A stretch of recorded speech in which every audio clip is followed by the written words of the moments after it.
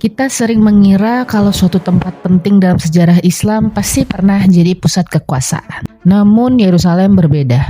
Di sana sangatlah penting, tapi tidak pernah dijadikan ibu kota politik Islam. Dalam sejarah Islam awal, pusat pemerintahan berpindah-pindah dari Madinah, Damaskus, maupun Baghdad.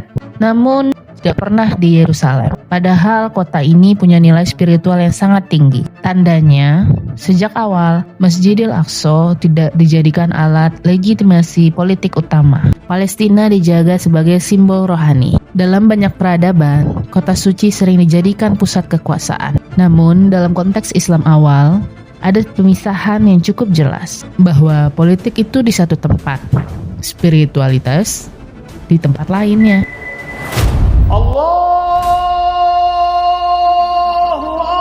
Betrayed. At the age of 25, while leading a caravan northward to These are not images meant to be worshipped. They're not images of a saint. Yerusalem berkembang tanpa tekanan menjadi pusat administrasi istana, tidak dijadikan markas militer utama. Itulah yang membuat kota ini relatif stabil dalam fase awal Islam.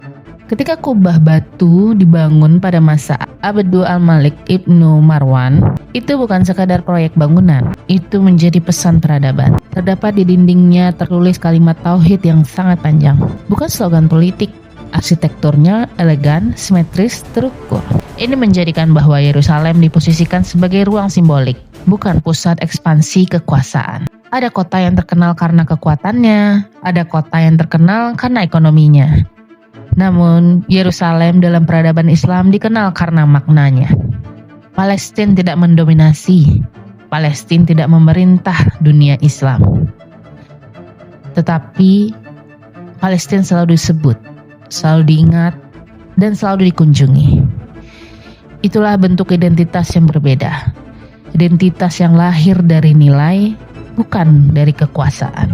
Jadi, ketika kita membahas Palestina di bulan Ramadan, jangan hanya melihatnya dari konflik modern. Ingatlah bahwa ada fase panjang dalam sejarah Islam di mana kota ini hidup sebagai pusat spiritual sangat tenang. Tidak berisik, tidak menjadi ibu kota, namun tetap sangat penting dari dulu.